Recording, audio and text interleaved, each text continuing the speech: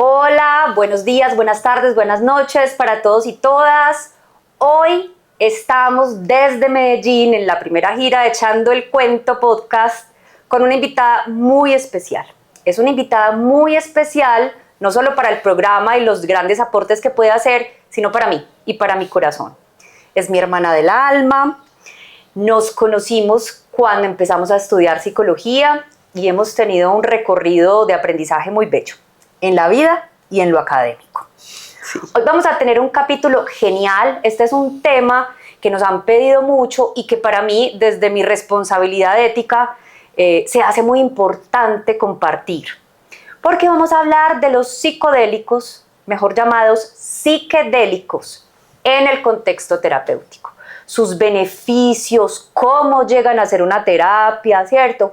Y para eso estamos hoy con Carmen Elena Valencia Giraldo, psicóloga clínica de base, como les decía, compañera, estudiamos juntas en la San Buenaventura aquí en Medellín. Y bueno, ella también tuvo una fuga complementar esa academia y pues ahora es una mujer muy tesa en este tema, acompaña a sus pacientes con psilocibina en macrodosis, ya vamos a explicar un poquito qué es eso, y tuve el placer el año pasado de certificarme en uno de los cursos que justamente ella dictó desde Unus Mundus. Muy bien, entonces bueno, vamos a darle la palabra a Carmen que nos va a contar un poquito quién es ella, en resumen. Bueno, muchísimas gracias, muy honrada de estar aquí compartiendo con mi amiga, hermana del alma, estos temas, estos intereses que desde tan chiquitas el alma nos fue conduciendo. Y bueno, ya aquí con un poco como más de estructura, yo digamos que las preguntas por el alma me acaecieron muy temprano en la vida, sin buscarlas, ¿cierto? Las preguntas por el sentido y bueno, los honguitos específicamente. Ya vamos a ver ahorita más adelante que en terapia psicodélica hay varias opciones. Pero los honguitos han sido mis grandes compañeros, mis grandes maestros y bueno, de muy temprano en la vida como que aparecieron en este camino, guiándome no solamente como en mis búsquedas y en mis respuestas personales, y ya pues más adelante en la vida como poniéndome al servicio también de servirle a ellos y a la humanidad también a través como de todas las potencias, las claridades, la sanidad que dan. Bueno, digamos, soy psicóloga, tengo una maestría en filosofía, me acabo el año pasado de hacer una especialización en psicoterapia psicodélica y bueno, ha ido también como guiando la pregunta académica para darle también estructura a esto, ¿cierto? Como para que si desde Occidente nos vamos a apropiar de un conocimiento que ancestralmente ha sido manejado por comunidades, es también hacerlo como desde el rigor, porque no es lo mismo evidentemente entrar en contacto con esto en un contexto recreativo o ceremonial incluso, a un contexto terapéutico. Entonces también como siguiendo un poquito el rigor de la academia al servicio de estas terapias. Yo creo que en eso pues hemos compartido vos y yo esa línea, ¿cierto? Siempre con muchas preguntas por el más allá, pero siempre con preguntas también por encontrar el sentido y el significado sin apartarnos del proceso intelectual y la base académica rigurosa, ¿cierto? Y sobre todo del respeto, no solo por la técnica, sino por esa otra alma humana que vamos a tocar. Ahorita le decía a mi amiga, a mi compañera, ¿quién hubiera pensado que este par de peludas que hace 20 años tomaban cerveza y filosofaban leyendo Opio en las nubes, iban a terminar filosofando a estos niveles sobre estados de evolución de conciencia, introspección a estos niveles, acompañamiento con estas otras formas tan poderosas? ¿Por qué no nos contás un poquito cómo llegó a tu vida la pregunta por los psiquedélicos especialmente? O sea, ¿cómo llegas a explorarlo en ti y luego como técnica de acompañamiento? Voy a hablarlo Esta historia Lina se la conoce de memoria, pero bueno, por eso hice la pregunta. Se las voy a compartir de una manera, pues esto es muy íntimo, pero bueno, también hace parte como del camino. Y bueno, yo no tengo una conciencia de cuándo, de cómo apareció eso en mí, solamente me acuerdo que cuando tenía pues 14 años quería comer hongos. Y bueno, no sé por qué, no me acuerdo quién me habló de ellos, no era común, no estaban de moda, nadie sabía de ellos. Eso obviamente lo hacían como una forma de drogarse. Yo no tenía ningún interés de drogar, pues no sé por qué surgió, nunca pude. A esa edad leí María Sabina, La savia de los hongos, porque mi profesor encartado conmigo no sabía qué más ponerme a leer para que yo dejara como la inquietud con los hongos. Me leí María Sabina. Desde ese momento, desde los 14 años, supe que si algún día tenía una hija, se iba a llamar María Sabina. Yo tengo mi María Sabina. Una pulga hermosa. Cuando entré a la universidad me empecé a encontrar como con el mito urbano de todo lo que pasaba, que comen hongos y que se pierdan y que se enloquecen y que quedan catatónicos. Entonces no quise comer y un día se dio pues como la oportunidad y tuve lo que hasta ese momento era como la mejor traba de mi vida. Obviamente yo no estaba buscando la traba, pero me encontré con cosas muy profundas. Sí sentí que yo en ese momento estaba en psicoanálisis y sentí que había hecho un proceso de psicoanálisis como de 10 años en una noche, y fue muy potente para mi proceso personal. Bueno, fue increíble. Nunca más volví a comer hongos. Yo seguí en mis búsquedas intelectuales, espirituales, emocionales, profesionales. Más o menos a los 10 años estaba en otros cuentos y en una meditación vuelve y me surge exactamente lo mismo que viví hacía 10 años bajo el efecto de los hongos. Entraste como en un estado de conciencia similar. Eso, igualito, en el mismo. Entonces entendí que lo que me había pasado en ese momento no había sido una traba, sino que había sido una cosa de una profundidad mayor y que esto tenía sentido.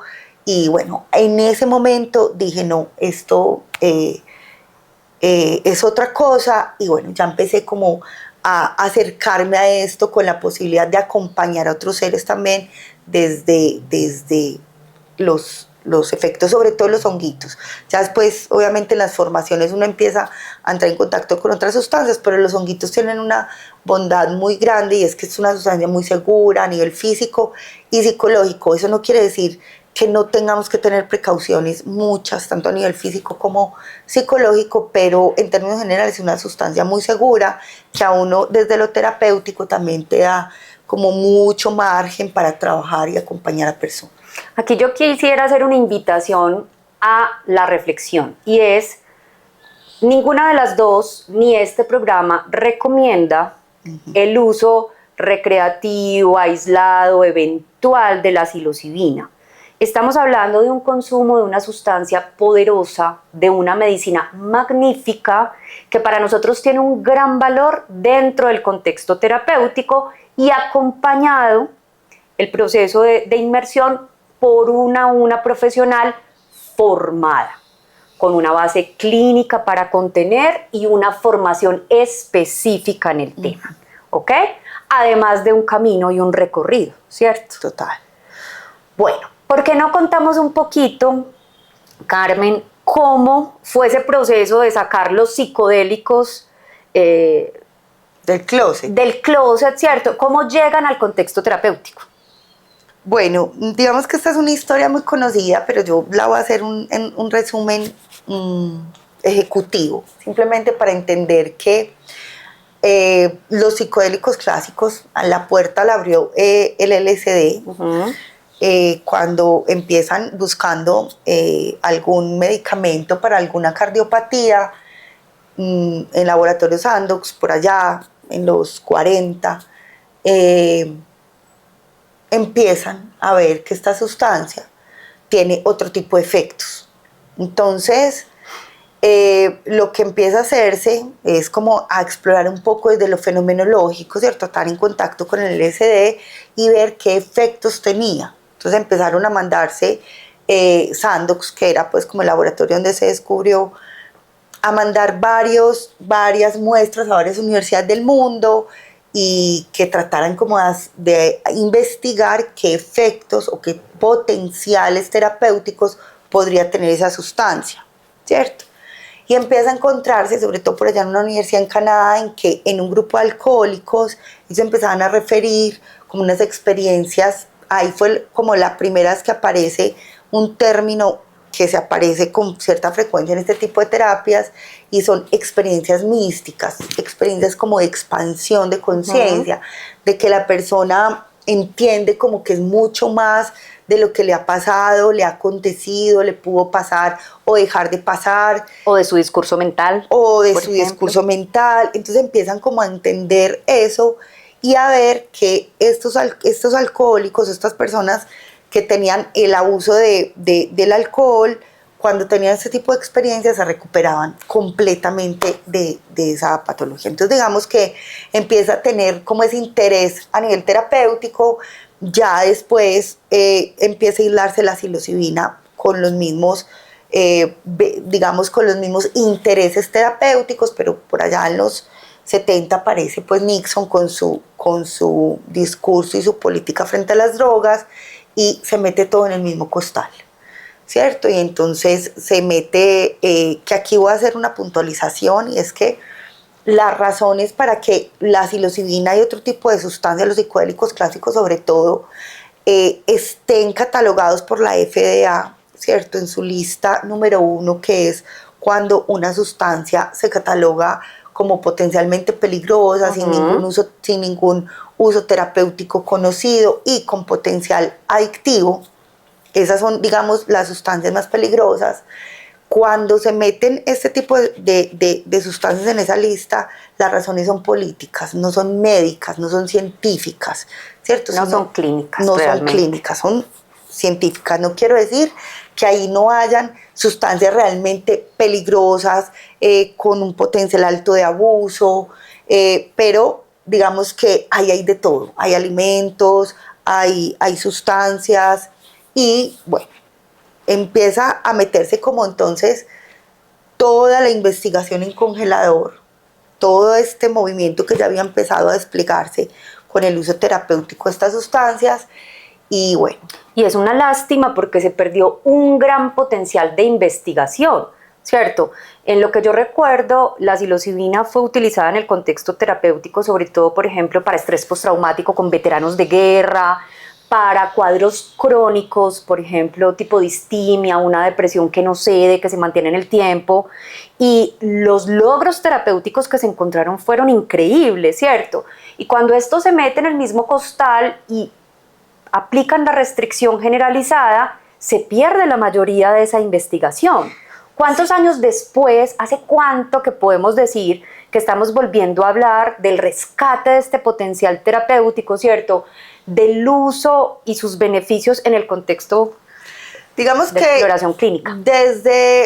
Hay algunos investigadores, muy pocos, continuaron un poco de manera clandestina de investigación, porque eran psiquiatras, eran psicólogos, pero que le tenían tanta fe al potencial terapéutico de este tipo de sustancias que continuaron sus investigaciones, obviamente sin aval académico.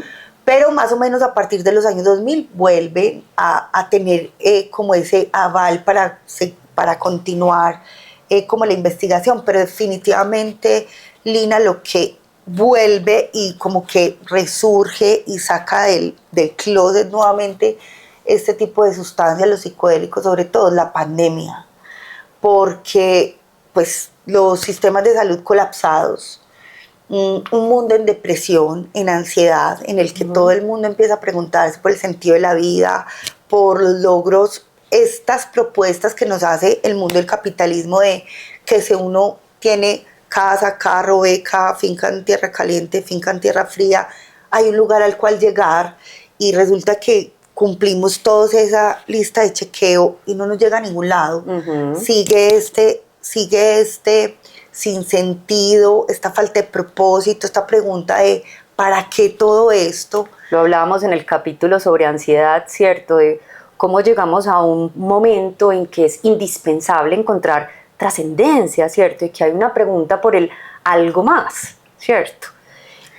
Okay. Entonces yo creo que la pandemia fue como la que hizo que esto, de una manera inclusive compensatoria, nosotras, pues los que creemos en el inconsciente, somos discípulas de Jung, esto colectivo que emerge a veces ni siquiera tiene una explicación causal, que uno diga fue esto y esto, pero yo creo que era el momento colectivo en el que todas las variables se juntaron para poder darle una oportunidad a este tipo de tratamientos, además porque la humanidad lo necesita, ¿cierto? También no nos libramos ni siquiera de que este tipo de sustancias entren en la práctica de capitalismo. Y obviamente yo sé que no tengo ningún interés en adoctrinar en ningún tipo de ideología, pero también caemos como en la tentación de creer que esta es la respuesta, de Exacto. que esto ya nos va a solucionar todos los problemas o de que los honguitos ya definitivamente me van a encontrar la solución a mi vida, y la verdad es que no. Y eso que dices es súper importante. ¿Por qué? Porque aquí en este programa vamos a dar visión, información de muchas herramientas, pero son eso, herramientas, ¿cierto? Cuando hablamos, por ejemplo, del enfoque farmacológico cuando se necesita, no es la solución, es una herramienta. La psicoterapia es una herramienta. Las medicinas o sustancias que favorezcan la introspección y la expansión de conciencia son herramientas. El mindfulness son herramientas, ¿cierto?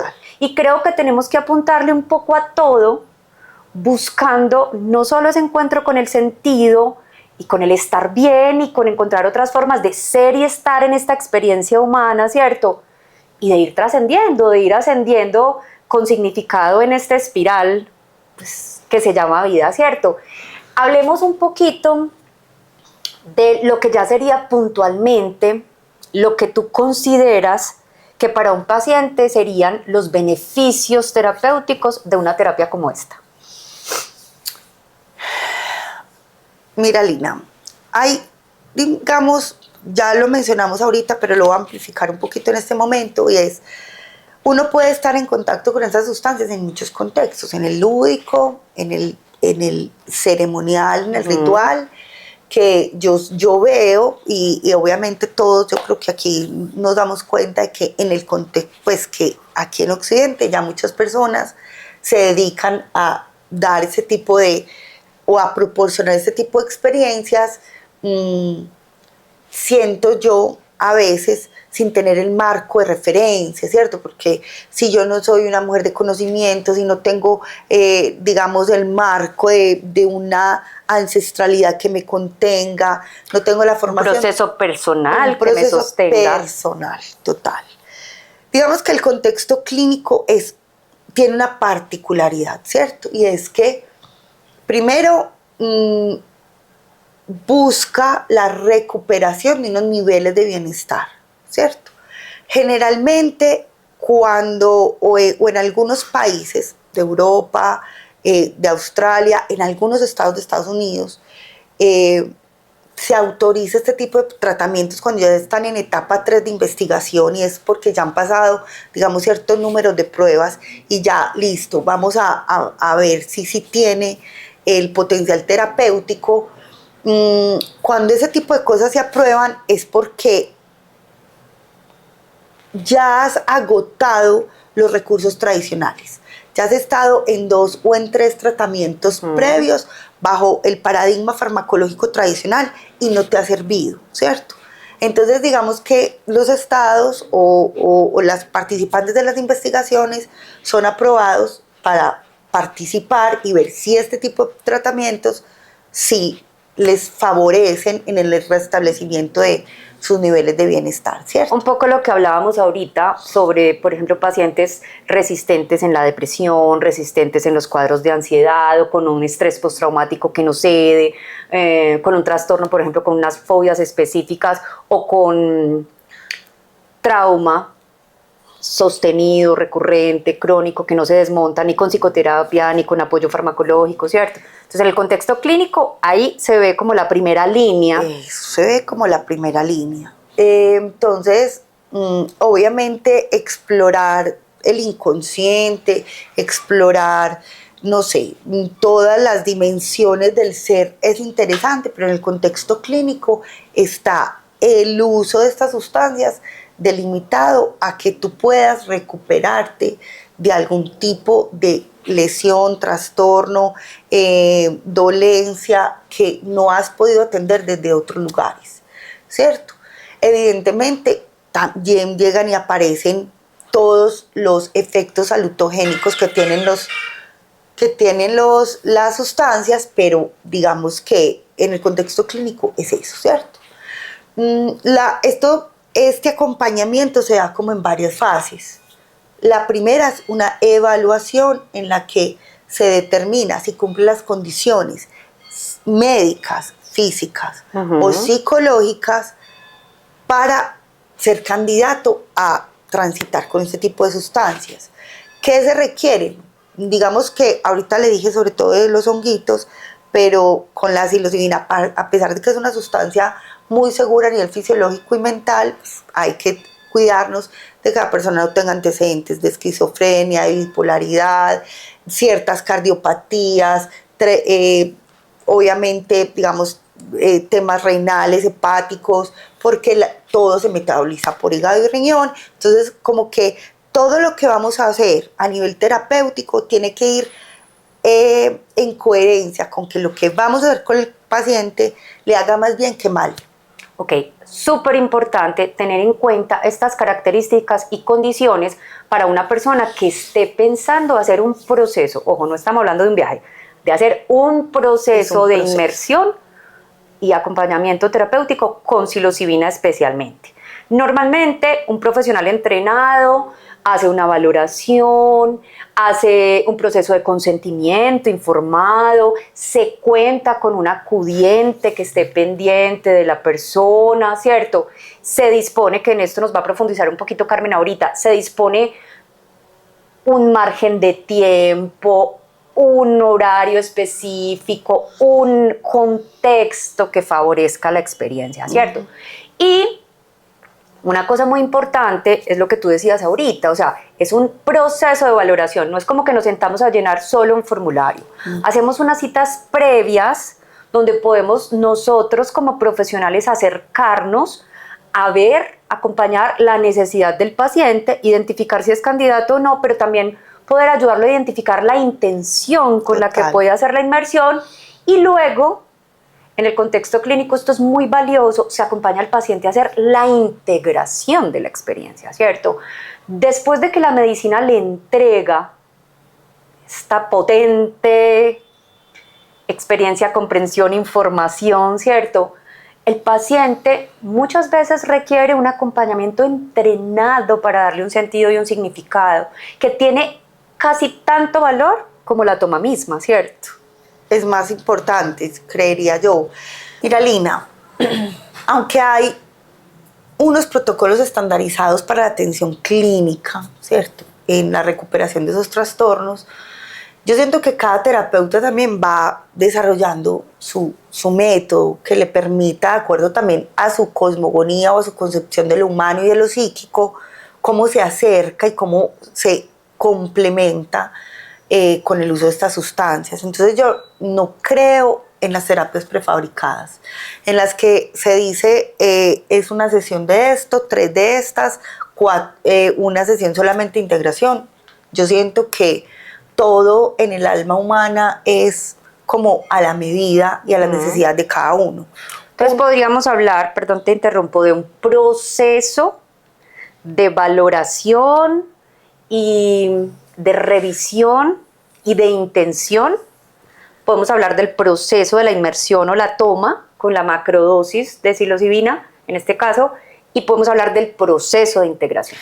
Sí, son como las etapas del proceso, pero cada paciente puede demorarse diferente número de sesiones en cada una, ¿cierto?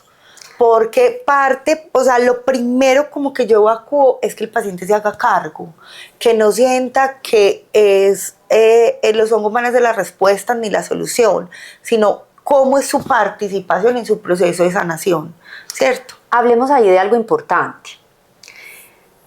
Cuando hablamos de que el paciente encuentre la intención o identifique la necesidad que quiere tratar, esa es una fase o un proceso como tú lo nombras.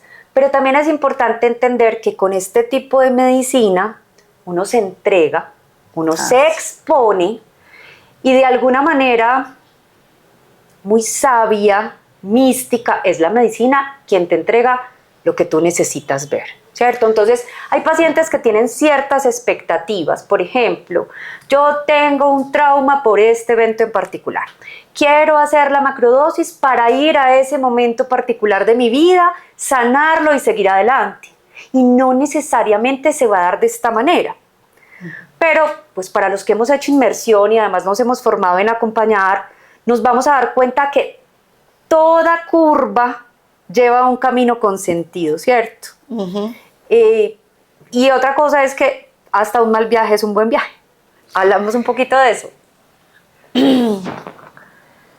Sí, lo que te decía era como retomando un poco como que cada paciente se haga cargo de su proceso de sanación y que este tipo de medicinas sobre todo activan mucho el sanador interno, ¿cierto?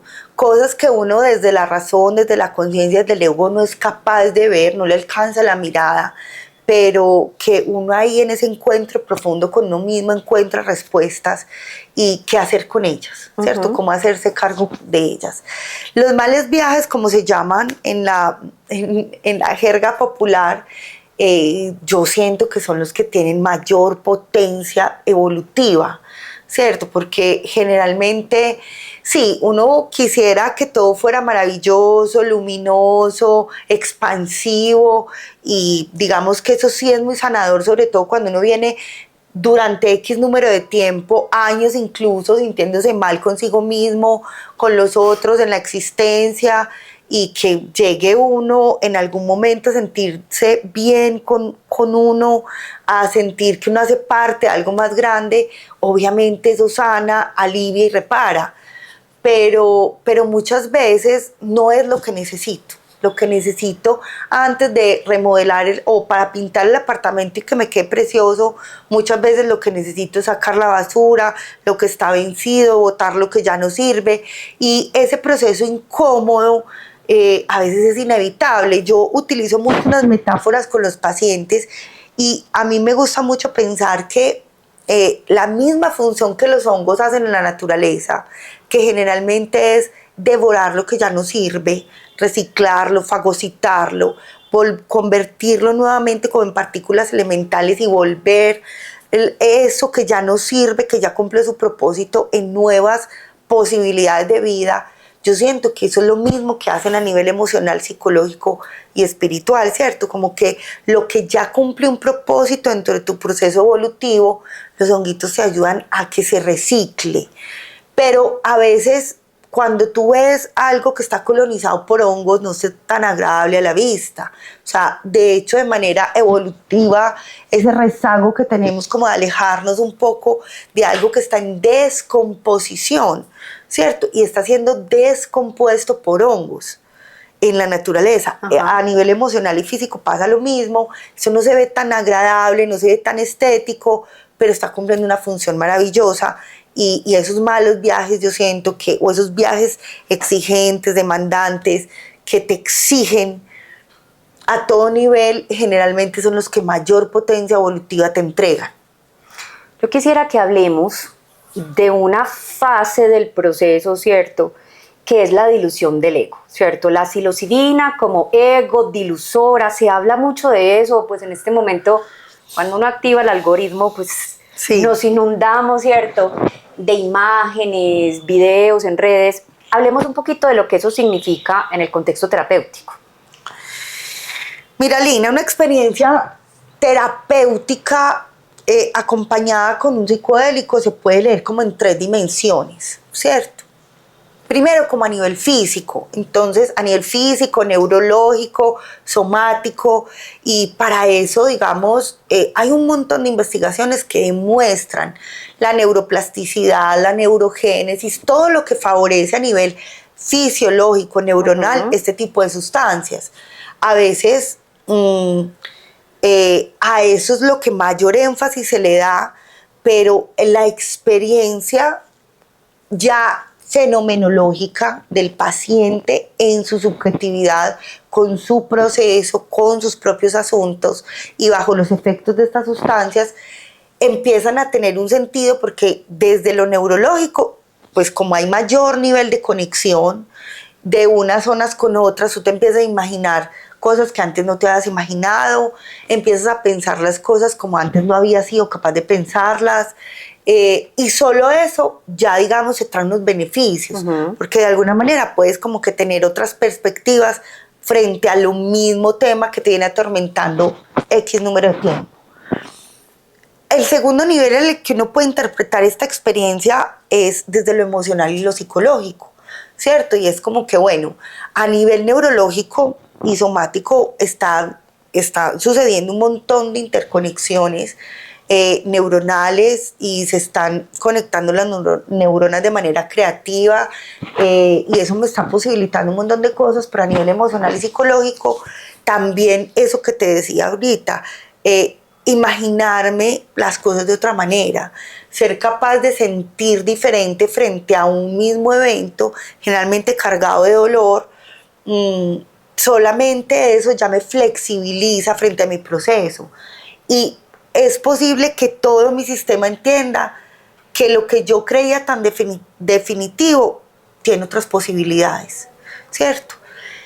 Y hay un tercer nivel que es la pregunta por el sentido, que a eso lo que Jung llamaba la función trascendente, y es esa conexión con algo más grande de lo que tú eres. Entonces tú te desidentificas de tu biografía, de lo que a ti te ha pasado. Eres mucho más que tu historia, eres mucho más que lo que te ha sucedido. Total, como que tú logras separarte un poco de eso y tú entiendes que haces parte de algo más grande. Y digamos que en psicoterapia psicodélica hay muchas corrientes como en todo. Entonces, claro, los que tienen una mirada más funcional van detrás de la neuroplasticidad y de todo lo que a nivel neurológico sucede. Los transpersonales sostienen que realmente lo que cura es la experiencia mística, porque realmente tú te desidentificas de toda una historia de dolor, de toda una historia de sinsentido, y cuando logras entender que tú eres algo mucho más grande de lo que tú habías visto, como que empiezas a poder vivir la vida desde otro lugar. Y resignificar lo que se vivió, ¿cierto? Darle un nuevo sentido y un nuevo significado a lo que se vivió, para ir más allá de eso. Muchas veces ya no desde el lugar de la niña o el niño ni de la víctima, es decir, en el que uno está completamente desempoderado y uno es víctima de las circunstancias, de lo que le tocó vivir, papá, mamá, circunstancias difíciles, abusos, no sé, todo lo que uno tiene que atravesar a través de una biografía, y uno empieza como a recuperar un poder del adulto, ¿cierto? Listo, yo viví esto, es innegable, pero también empiezo como a tener un poder sobre eso que me pasó, que ya no puedo cambiar porque no puedo volver el tiempo, pero con estos pedazos yo sí que puedo hacer. Entonces esa mirada como que amplia te la favorecen mucho este tipo de sustancias. Entonces ahí tienen un potencial que con terapia se logra, sí, pero de mucho tiempo y muchos años y de mucho trabajo. Yo comparto y resueno mucho cuando decías ahorita, como un proceso de análisis de muchos años en unas horas, ¿cierto? Recuerdo mucho cuando tú me lo mencionabas antes de que yo incursionara en la macrodosis, en una dosis alta de psilocibina, y recuerdo que fue lo primero que me salió cuando aterrizo un poco y mi esposo me dice, ¿cómo te fue? Yo le dije, 10 años de psicoanálisis en una mañana. En los capítulos anteriores, pues yo he utilizado mucho mis experiencias vitales y mi recorrido y mis procesos como para explicar un poco el tema. Entonces yo quisiera contar un poco pues a quienes nos acompañan hoy Para mí hubo una toma en particular de macrodosis muy potente. Cuando hablamos en el capítulo de presentación y en el de ansiedad, yo les mencionaba que mi madre tuvo la muerte de su madre mientras me tenía a mí en proceso de gestación, y eso marca un hito, ¿cierto? A nivel biológico, psíquico, emocional, mental. Bueno, eso dispone en gran manera mi forma de ser y estar aquí, ¿cierto? Los ataques de pánico que yo desarrollé en algún momento tuvieron mucho que ver con esa experiencia y esa información que entra en mi sistema, y yo me resistí mucho a la macrodosis. De hecho, exploré mucho con las microdosis, que eso será otro capítulo, para ir haciendo un acercamiento y un proceso como sutil, que ahora a estas alturas siento que le apunta mucho al tema de la neuroplasticidad y la neurogénesis. Pero yo tenía mucho miedo. Yo decía, donde yo recree un ataque de pánico en un viaje me muero. Y digamos, en la etapa loca de mi biografía y de explorar, yo, pues con muchas sustancias, llegué al punto de que mi cuerpo me decía, no, por aquí no es, y tenga su ataque de pánico y su regaño. Entonces mucho tiempo estuve así, hasta que, pues obviamente mucho más madura, estructurada, crecidita y sobre todo informada, me dispongo con plena intención y conciencia a hacer mi inmersión. Y aunque hubo una etapa inicial de mucha angustia, especialmente psíquica, mientras yo podía soltar el discurso en mi cabeza, ¿cierto? El diálogo que quiere tener el control, no hubo nada similar a nivel biológico a eso que yo temía, ¿cierto? Esa taquicardia, esa sensación de alerta, ese miedo a morir. Y hubo dos fenómenos particulares muy bellos, y es que yo empiezo a experimentar la sensación de congelarme. Entonces yo le decía, yo me acompañé por una pareja, ellos son, les voy a hacer publicidad, son Metanoia, están en Pereira, psiquiatra, psicóloga. Ellos me acompañaron en el contexto pues de mi viaje, y Laura me decía, ¿querés otra cobijita? Bueno, gorrito, bueno, yo tiritaba, me estaba congelando, ¿cierto? Hasta que las dos dijimos, este frío no es externo, ¿cierto? Esta sensación es psíquica, es interna. Y yo me entregué a la experiencia, como tanto se recomienda antes de, digamos, de entrar, y pasé de una sensación de petrificación y congelamiento que asocié con el impacto del momento en que mi madre recibe la noticia de esta muerte que tanto la trauma, a entrar en un estado y en un contexto supremamente cálido y amoroso. Esto, todos los que de pronto han utilizado este tipo de herramientas saben que es muy difícil de expresar con palabras, pero fue como entrar en útero, temperatura, sensación, incluso coloración, y encontrarme con mi madre en útero y tener, en muy resumidas cuentas, un abrazo, una fusión reparadora donde nos reconocemos a las dos en el dolor que vivimos, independiente del lugar que cada una ocupaba, ¿cierto? Que ahí estaba un poco mi reclamo. Y fue una comprensión, resolución mágica, ¿cierto? Muy bella. Ahí pues me gusta compartir esta experiencia, no para que todo el mundo se sienta motivado a ir a vivirlo. Ya hemos hecho el previo de qué valor y qué requisitos y qué condiciones tiene esto, pero sí de cómo puede llegar a ser tan potente. Ojo, a este tema que les estoy contando con soltura, Carmen más que nadie lo sabe porque me conoció empezando este proceso, le hice psicoterapia, psicoanálisis, biodanza, cuánta terapia surgiera, ¿cierto? Para llegar también... Regresión, que cae me mata. Estas técnicas de manosear el inconsciente de manera irrespetuosa no van. Y por eso reitero tanto, por favor, en un contexto terapéutico, acompañados por profesionales, con un proceso de preparación y con un proceso de integración. Yo quisiera que termináramos un poco... Tu experiencia es vasta, tu exploración psicodélica, tu entrenamiento. Yo te admiro mucho como profesional y mujer, y tú lo sabes, como dando un mensaje que rescate, más que invitar, como decía ahorita, a todo el mundo a que se vaya por la vida como loco, a comer hongos como champiñones, no. ¿Por qué tú crees que esto tiene tanto valor en este momento? ¿Y por qué las personas que quieran disponerse de una forma ética, responsable, profunda, podrían encontrar aquí una herramienta poderosa. ¿Dónde queda tu invitación? Bueno, lejos como de hacer la publicidad, porque no creo, y creo que sería irresponsable vender cualquier solución en lo psíquico, en lo humano, en el proceso de sanación, como curas milagrosas, como que esta sí es la respuesta, la verdad y la vida. La verdad es que sí, definitivamente, el potencial que tienen en el proceso de ayudarnos a evolucionar de una manera consciente, amorosa, no necesariamente fácil, sí es muy rescatable. Sí es muy rescatable en un momento en el que hay tanta abundancia de información de toda índole, en el que uno está perdido en un mar de información, en el que todo el mundo vende las grandes soluciones mágicas, definitivas, y las personas siguen con esta necesidad de encontrar respuestas. Este sí es un camino en el que podría ser, porque las respuestas están en ti, en tu interior. Entonces te lleva hacia, más que sacarte de ti, te llevan a ti. Evidentemente hacerlo de una manera acompañada, responsable, rigurosa, es un ingrediente fundamental en este tipo de procesos. Uno cuando se enfrenta o está en contacto con estas medicinas también se encuentra o se enfrenta al gran misterio, ¿cierto? Siempre nos mantendremos humildes, sobre todo los que también transitamos de manera fenomenológica con las sustancias, porque no es solamente acompañar a otros, es que tú también sepas de qué estás hablando, de a qué te enfrentas cuando estás en contacto con la medicina.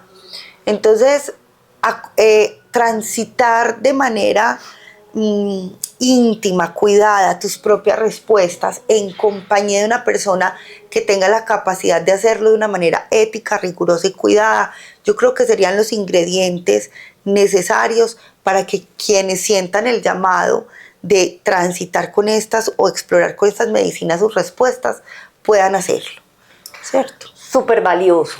Y yo complementaría con el hecho de que estamos viviendo una crisis del sinsentido. Cada vez son más personas las que se desconectan de propuestas religiosas o dogmáticas, pero quedan muy huérfanas en esa búsqueda, sobre todo nosotros los occidentales, ¿cierto? Entonces, cuando tú puedes hacer este proceso de conexión con las respuestas, el sentido que está dentro tuyo, ¿cierto?